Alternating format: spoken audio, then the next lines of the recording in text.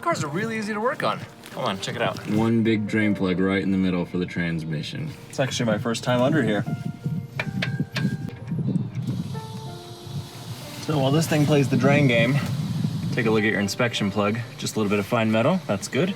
It's magnetic, so you want to make sure it's okay. Also looks like I've developed an oil leak further on the engine. It's probably the cam angle sensor. Yep. Ugh. Don't splash, that's rude. That's very, very rude. Gross. Okay, so we're back here at the end of the transmission. Now look all that way up there. That's the back of the engine. You can see the bolt for the bell housing on the top left. And that little pipe up there, it's got a bunch of oil on it. That cam angle sensor started puking out pretty badly, so we're gonna wait just a few more days for our oil seal to come in the mail. Swap her out, and I don't think these lines here are supposed to be at an angle like that, so I'm gonna try to hammer them flat like they are right there. Yeah, definitely not supposed to be all smushed up like that. Look at this rail. I'm proud of my little hose. And my little setup here. Even put a hole in the bottle for a little extra airflow. Technically, you're not supposed to be using a GL4/GL5 fluid because everything in the auto parts store says GL4 and GL5 compatible, but they're really not. You gotta have a strict GL4, which is like Motorcraft. Motorcraft 75, 90 is just top choice for Miata guys. Redline MTL is good too. Problem is both of those guys are not available where I'm at, and I don't want to pay 22 bucks a bottle. So the older cars, like these Volvos, if you put in a GL5, it will eat up the synchros, and because they're old pot metal synchros, if I understand correctly. Whereas these newer cars, it's just going to give you sub-optimal shifting, according to the forums. So this is all a bunch of hearsay and rumor, and lots of people going, well, I used this obscure fluid from Uzbekistan, and it worked really fine for me. But the problem is you can't get that kind of stuff. It's not accessible to people. This is what's in AutoZone. This is what's at O'Reilly's, Napa, Princess Auto, for all you Canada guys. That's what we have to work with, all right? Shifting in this car currently sucks. So this is what we have, and I'm doing it so you don't have to, and you'll know just how well it's gonna work. And you know, somebody comment on this video in 2019 and ask me how it's going, and I'll say, oh, I've sold the car, but we'll see. If I still have it, I'll let you know how it's shifting. While we wait for the fluid, it's time to check our suspension. Check the tie rod ends, check the ball joints. Seems real solid. The shock absorbers are toast up here. Wow. Check out the suspension travel on this car. It's so narrow. It's this much. That's how low the wheel hangs. So this much travel on the shock? Are you serious? So I learned something new. Yeah, I did. I learned something new about these cars. Bump stops are a real big deal here. That's how you get a really good ride on these. And the bump stops, I think, are 45 millimeter stock or 50 millimeter stock, something like that. And there's a lot of aftermarket options that are not foam. There's going to be like a poly something blend. This right there, that much, that's a bump stop. And it's pretty hollow on the inside, which means we're not getting anything out of it. And this is the little shock bellows at the bottom. With a W, not like David Bello. So the rear shocks had a date stamp on them, 1994 still. Can you believe that? Original rears. Let me stop making a mess here. Look at those rubbers right there. Real cracked on that. And of course, this is a desert car, so in wet climates, your car's gonna rust and your bushings will stay pretty rubbery. In dry climates, you're gonna have a lot of deterioration of the rubbers, and your car's not gonna have any rust. You still get a little bit of rust, but no salts really on the road. Actually, they started putting in salt in the roads a couple years ago, so we're really not beyond reproach on that front. While I'm down here, I'm gonna look for any sort of obvious leaks, like the front main seal. It doesn't look like it's leaking right now, but it's definitely, everything's covered in oil, but it's older oil. It's not fresh and shiny like the stuff at the bottom of the pan and the back of the engine from the cam angle sensor. Thankfully, these boots here are not torn. You know, the more I flex them, the more they might get closer to that, so I'm not gonna twist them too much. Check your hoses while you're down here. Make sure they're still soft, pliable, and they're not swollen at all. They shouldn't be fat around here. which is a sign of them getting to the point where they sort of saturated through the rubber, through all the hot, cold cycles, and are now just ready to pop at any moment's notice. And furthermore, a little something that I've got to look forward to is my heater hoses. I ordered new ones, but they are wrapped in this coil here, and this one has actually got a lot of oil in it from the cam angle sensor, which is right here. So I'll be pulling that sensor on the 1.6 engines. It's on the other side, no big deal. Same procedure overall. Shifting is a lot easier now. The 1.2 is really smooth. Look at that.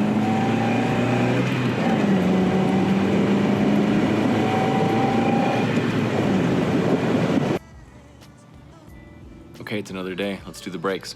If there's any ambiguity about these shocks being blown, it only took an hour, but I'm sure experienced people who aren't busy helping their mother with grocery bags are going to be able to do it in a lot shorter time. So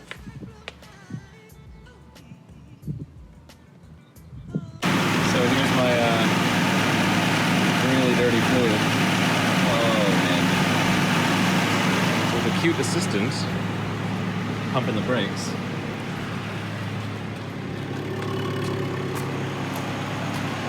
Yeah, it's looking pretty good. All right, keep going. There is a new pedal to take into account here, yeah. I know you're very excited to learn how to drive. So excited. All right. All right, go ahead and pump. Oh, that's all the car was on for? Yeah, that was just on for you to stay cool. Pumping so much harder.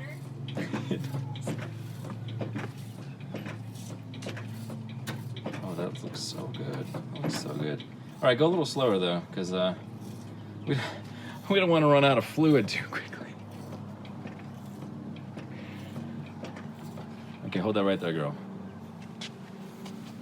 Oh man, there's gonna be an age advisory on this video. I guarantee it.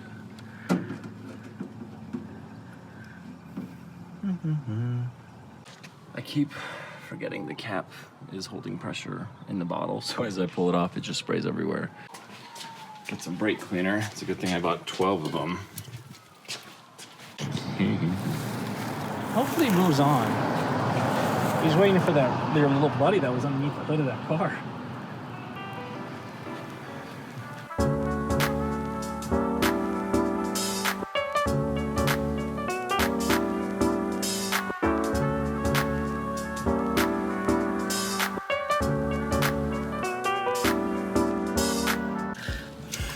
Want to see something scary?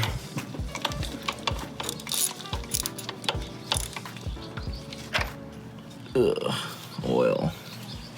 Black gold. Texas tea.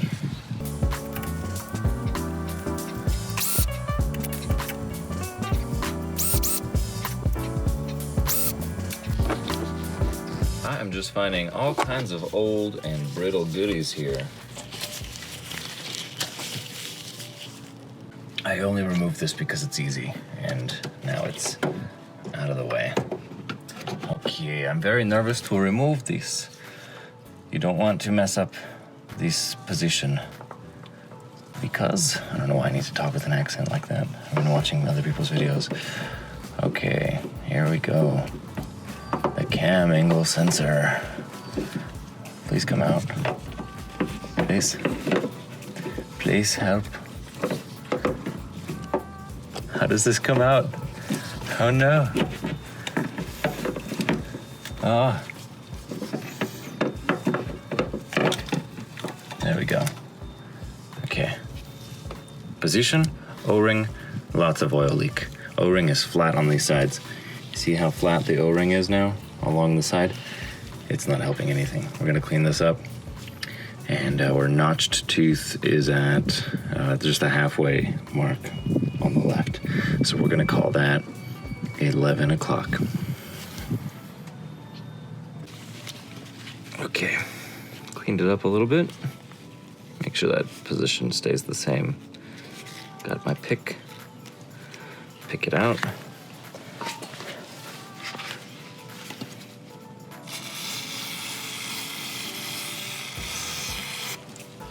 Just a little bit of moistening up. Clean that channel very thoroughly. Okay, position's still good. New ring. Felpro 35608. Squeeze the air out of the tip and then roll it on like that. Put a little bit of oil around the edges as well. And now you can see how it's actually sticking up ever so slightly instead of just being flat. That should keep the oil out. Clean the oil that's now become your dirty engine here, all those spots in the back. And as you can see here, that heater hose got some oil on it. And if you follow it, it's this ugly wire wrapped one, which is just not okay by me. And then there's the other hose, which is a lot more accessible. I'm gonna drain my coolant and change those hoses right now.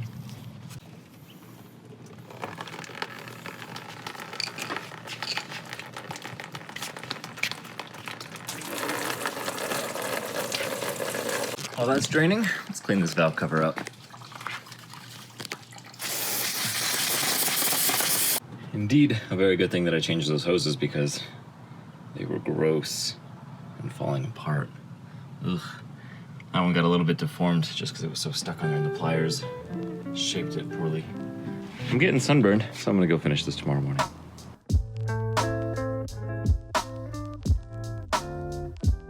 Sensor's installed again. Make sure you get that alignment right there on that corner bolt, exactly where it used to be, or else your timing is gonna be off. Or just hit it with a timing light and make the adjustments. A little hard to get it when it's all back in there.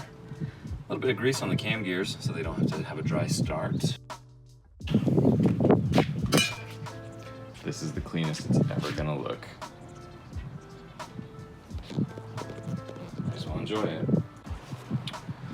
Don't forget a little drop of RTV on each corner of the cam gears. It's gonna help it seal, just like some of you GM guys would know. Oil pans have that in the corners.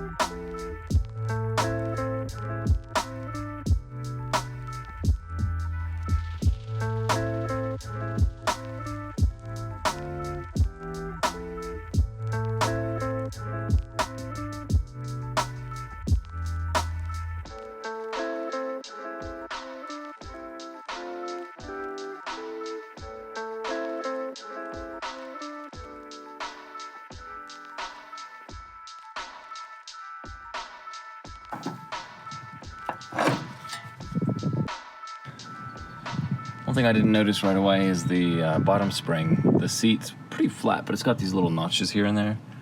That's where the spring is supposed to sit. And concerning the top, it's gonna be all right. It'll bounce into it eventually. It'll just vibrate itself and you'll hear a little bit of a bing as it settles into that space. I'm not concerned about it. If that happens to you, I guess don't be concerned about it either. I've seen cars, what was the last one I did struts on? It was a nightmare because the springs, you had to seat them in the bottom perch and the top perch, and they were constantly twisting on me. BMW, E34, 1994 5 Series BMW. Horrible design, but it wasn't quite so easy like this. The fronts are finished. The car feels excellent. It feels a little taller up front also. I've heard of other people doing that. I made sure to preload those bushings on the front, you know, raise the suspension up until the weight of the car is on it so that you don't get those, you don't put stress on it that way. The rears, man, I'm pooped. Let's see if we can do it. Let's go.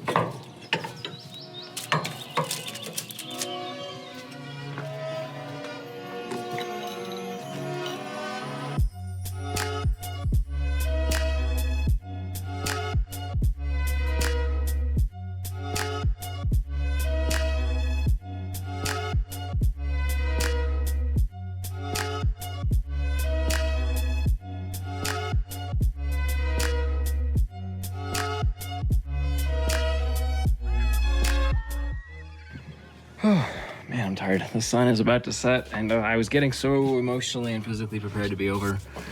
This one, this bolt here, the base of it ripped out. Thankfully, I could fit some pliers underneath. Which means, let's see what happened. This ingenious fix of mine. Here's my ingenious fix. It's like a socket extension in there, and it's gonna go perfectly in that little hole on the control arm. Jacked everything up. You can see that there's no compression on the suspension because it is all the weight on that extension. I tried other things, the chisel, I tried hammering the piece back in, nothing. I'm done. I'm finished with this stinking job. I drank a whole gallon of water and I'm so thirsty. Bonus round. Just changed the fuel filter back there. See how shiny it is? And now, changing that gear oil. Ugly. Differential's gonna be much happier now. It's gonna be about 1 quart already. Morning after update. I really like these shocks because the car doesn't dip heavily when you're going into shifts, which it used to a lot. Also, it's a little peppier all around, I'd say, and I put 50 miles on them in the last 18 hours just driving around town and going out for dinner and finally enjoying myself after all that work. So good improvement, and a lot of that, I'd say about 3 or 4 miles of that was just really harsh dirt roads. They were not fun, and the shocks didn't really like it at all, but it worked, and there's a lot of cowl shake still on these cars, and I remember even Motor Week classic video reviews where they're complaining about the brand new Miatas having a fair amount of cowl shake. So it's a small car, I'm running on 14-inch wheels. There's gonna be problems like that where it's just, you can only handle so well without compromising other things or getting softer springs, etc. Otherwise, I'm very happy with it, and it is doing okay. I just hope those dirt roads didn't blow out the shocks already, because let's just say they're not great shocks. They're just a good budget alternative. It's been about 5 days. I just stopped from a drive, so it's warmed up, but it is not shifting well. I do not like this.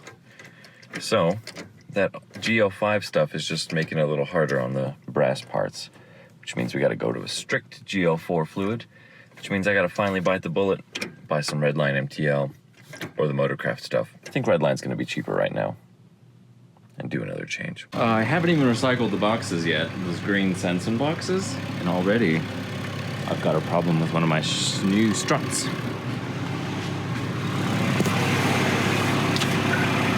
See the oil that's sitting around there? There's a bunch of oil up there also. And I was thinking maybe there's just a little bit of oil coming out. But the other side's dry.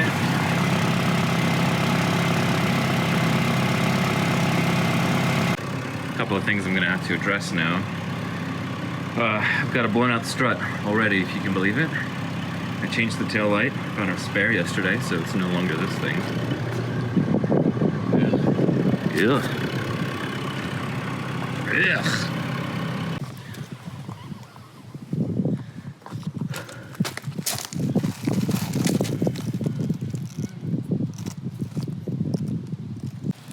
This might be a bad idea, but we gotta do it anyway.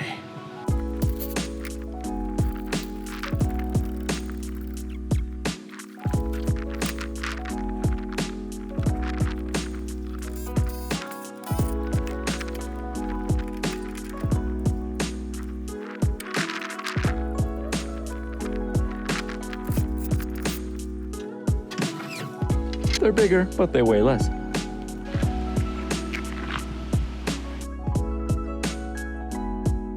Okey-dokey, turn the volume up. Turn it up. Turn it down? No, that's volume. Please, volume. What is this? Volume. Volume. Volume. Volume. Volume? Hello?